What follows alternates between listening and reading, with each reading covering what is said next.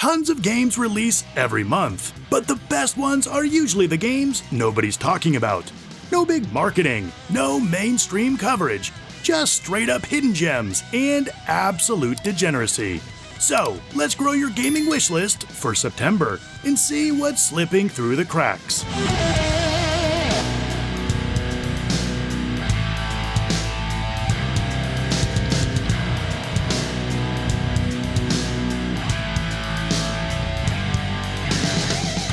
Half human, half angel.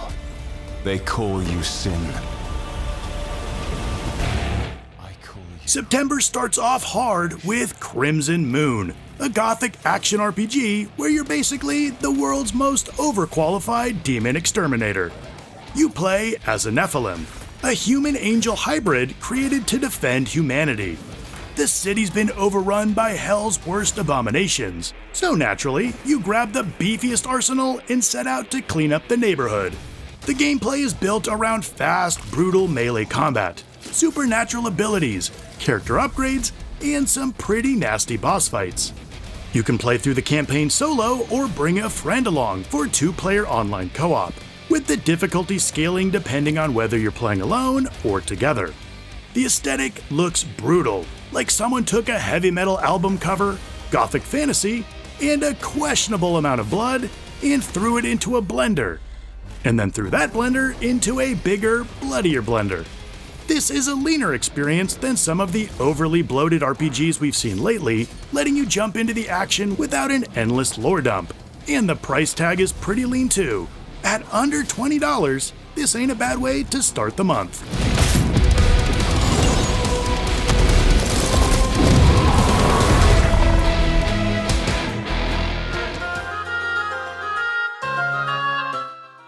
Just a day later, things get a whole lot thirstier when Claws of Soria escape the Succubus Night Drops, looking like someone grabbed a survivor-like, a tower defense, a relationship sim, and a mountain of skin, and said, I want everything in one bag, but I don't want the bag to be heavy. Well, I don't think that's possible. What are you, the possible police? You play as the heir to the Starvane bloodline, which conveniently makes you immune to the charms of the succubus queen Soria.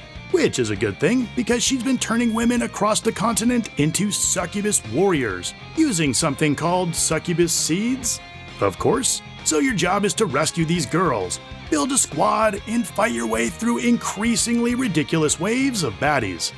It has survivor-like combat, where you automatically attack as enemies swarm, but you can also lay down turrets and other tools to keep from being overrun. And yes, there's a relationship system, because of course there is.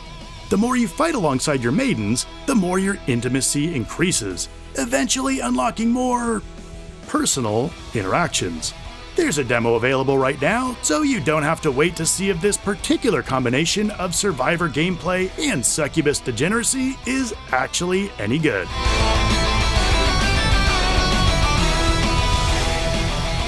Just what I needed today. Next up is the SOLYANI'S code, putting you in the role of Ilara, a young maintenance technician living in a lunar greenhouse on the moon Selene.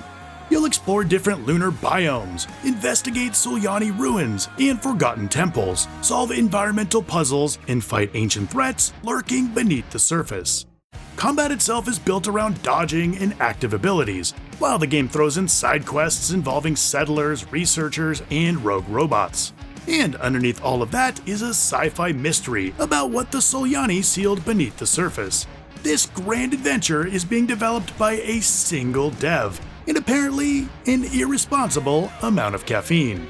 There's already a demo available, so if you're curious about this one, you can see what a single developer is cooking up before the full release. The SOLYANI'S code launches September 15th on PC.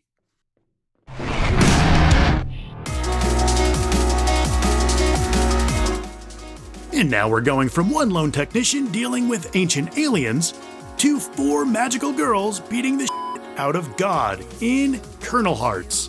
It's a multiplayer co-op roguelike action game where you play as a group of magical girls tasked with climbing the Tower of Babel, destroying the angelic creatures standing in your way, and ultimately dethroning God, because apparently the world's gone to hell. relatable. The game supports up to 4-player co-op, so you and 3 friends can work together to climb the tower, combine attacks and abilities, and fight increasingly ridiculous enemies. And every level eventually ends with a boss fight against the guardian of that domain. After each expedition, you'll return to a laboratory at humanity's last holdout, where you can spend the rewards from your run to upgrade your unit, and you can also bond with the inhabitants of the tower.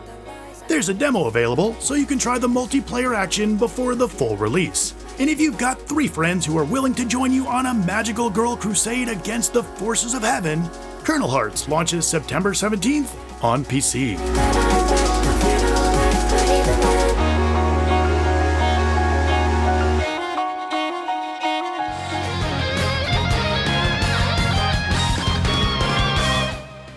Next up is Trails in the Sky Second Chapter, the remake of one of the most beloved entries in the Trails series.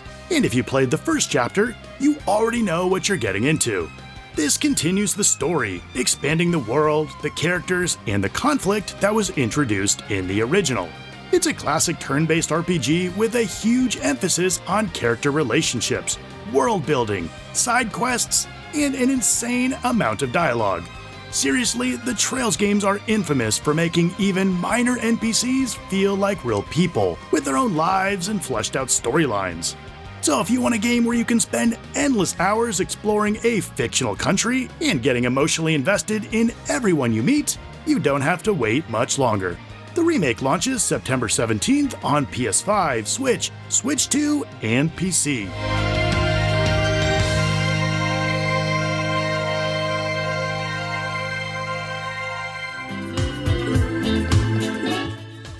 If you're looking for something decidedly less wholesome, have I got a game for you. Tropical Lust is exactly what it sounds like. You wake up on a tropical island surrounded by beautiful ladies, an abandoned hotel, mysterious locations, and a ton of problems that apparently only you can solve.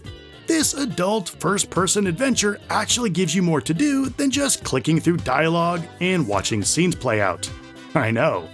You can fish, swim, go yachting, play pool, help maintain the resort, and participate in interactive activities with the other guests. You also get to put on your best Indiana Jones impression and search for your grandfather's buried treasure, or treasures of another kind. We named the dog Indiana. There's a demo available on Steam right now, so you can take a short day trip before committing to the full tropical excursion. No one remembers when it all began. The calamity is older than the memory of the living. Not all adult games are quite so obvious.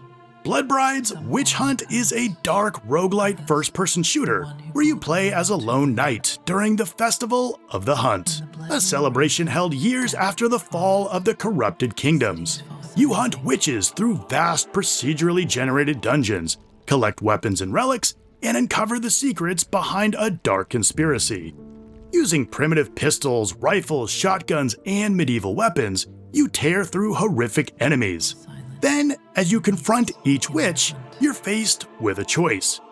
Purify them with the fire of your passion, as the festival dictates, or decide to spare them and find out where the true madness stirs. And because this is a roguelite, every run throws different enemies, relics, weapons, and events your way, giving you new builds and challenges every time you head into the hunt. The game's very much not pulling any punches when it comes to violence, nudity, and mature content. So if you've ever looked at a bloodthirsty witch and thought, I bet I can fix her, Blood Bride's Witch Hunt launches September 15th on PC. What the fuck? Go! Take cover! Get down!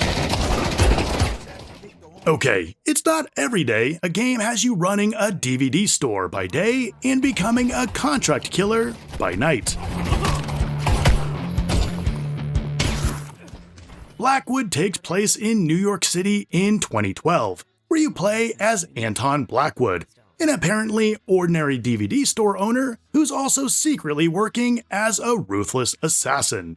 During the day, it's a full-on management sim, where you sell DVDs, manage inventory, decorate the shop, and then when night comes around, People gonna die?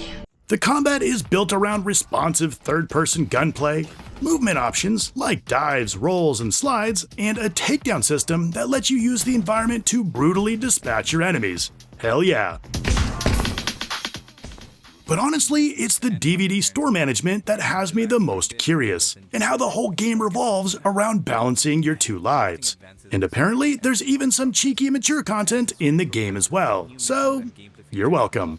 Blackwood drops on the 16th for PC.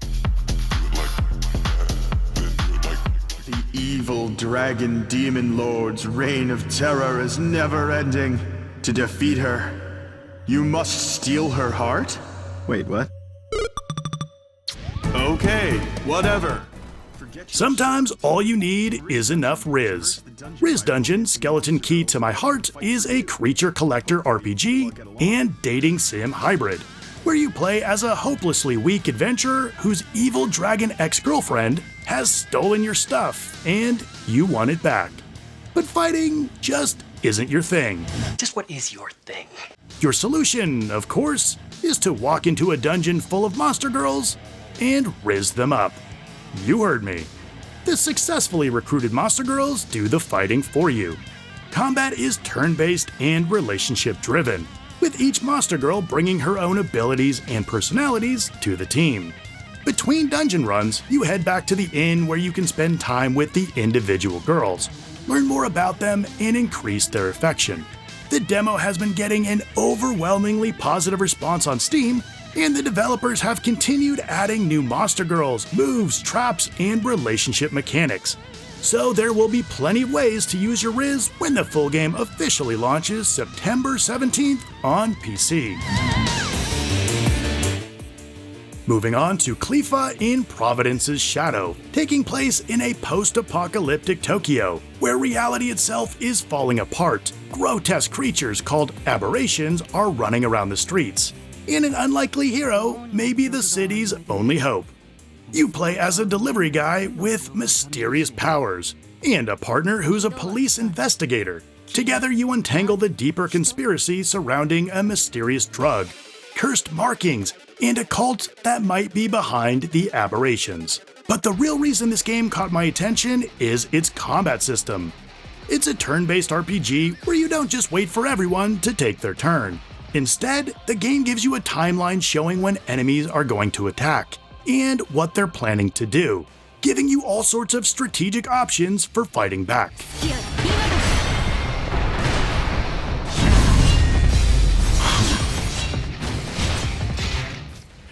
The visuals are almost giving me Scarlet Nexus vibes with its cel-shaded anime aesthetic and genuinely grotesque monster designs.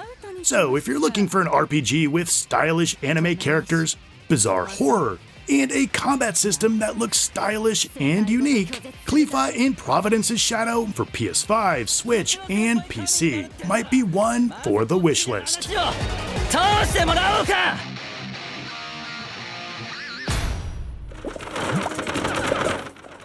With some games, the title is all you need to make up your mind. And since I can't even say the name of this game, it might tell you everything you need to know. So this is a good time to remind you about my Steam Curator page. It includes every game I cover, yes, even this one. This game, that shall not be named, is a top-down roguelite shooter where you pilot a giant slug through procedurally generated stages, build your team, and unlock upgrades to make your squad progressively more ridiculous. Oh, and did I mention there's more to these girls than meets the eye? And if that's not your thing, you can change it, making the title something more like Girl Slug EX. Yeah, that won't get me demonetized. The dev has confirmed that you'll be able to customize your girls with a ton of options, going quite a bit further than your usual character creators. I'll let your imagination fill in the details. There's also dozens of girls to collect, different abilities to build around, and the demo is available right now. So if you're looking for a game that's packing a little extra, this is probably going to be one of September's most memorable releases. Next is a game that asked, what if Tamagotchi, but all grown up. In ONIGOTCHI, you take care of a cute Oni girl. Feed her, train her, increase her stats, customize her build, and then send her into combat against monsters. And because this is an adult game, losing is part of the progression system. Yep, when your Oni loses, things happen. And those losses can actually give you new charms that you can equip to modify your character. So don't be too hard on yourself if you lose. The actual gameplay is an auto-battler Tamagotchi hybrid, where you choose between different stats like strength, dexterity, and speed as your character levels up. You then combine charms with different effects to create your build. It's a very simple concept, but honestly I kinda respect how committed it is to the bits. There's also a demo available right now, so if you've ever wanted to see what happens when someone turns a virtual pet into an adult roguelite character building simulator, September 24th is your chance.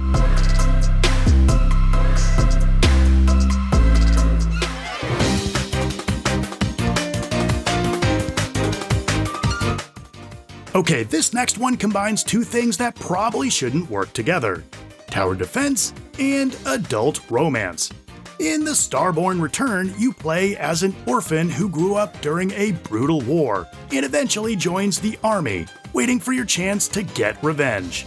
Then one night, a mysterious bracelet falls from the sky, and it turns out you've been chosen by an astral princess to reclaim the star power that was stolen from her. So naturally, you build an army. In this side-scrolling, story-driven strategy game, you'll travel across the land, recruit creatures and female characters, and use them as soldiers in your tower defense army. And apparently, romance is part of the military strategy. There are 6 female leads, and developing your relationships with them doesn't just unlock adult content. It also makes them stronger. So yes, dating is literally part of the progression system. There's also a demo for this one available, so if the combination of strategy, character collection, relationship building, and adult content sounds like your particular brand of nonsense, you can try it before committing. The STARBORN Return launches September 10th on PC.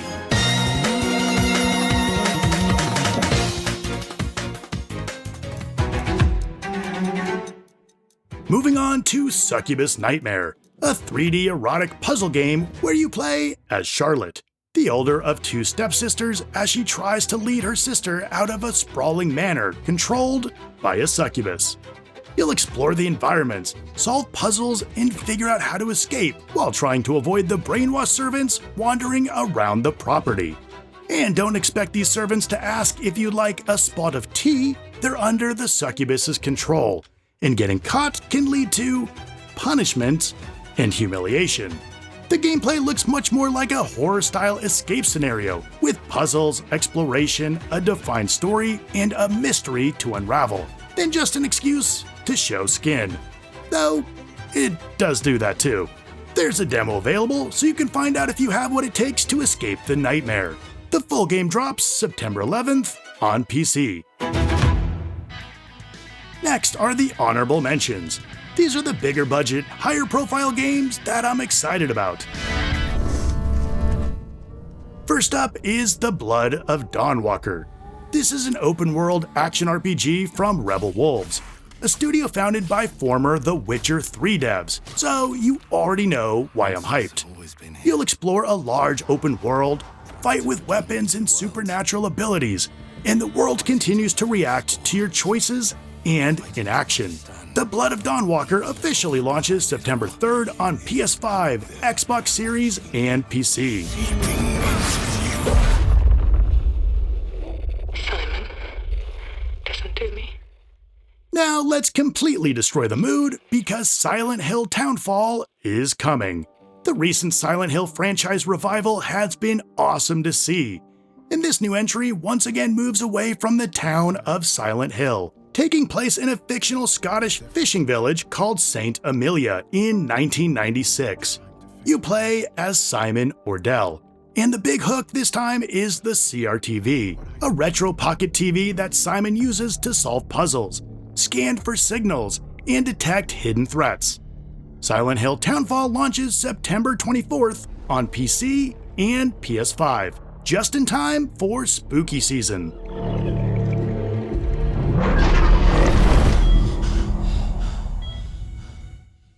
Also releasing on the 24th is Control Resonant. I love Remedy's games, and the original Control is one of my favorites. The sequel doesn't have you playing as Jessie Faden.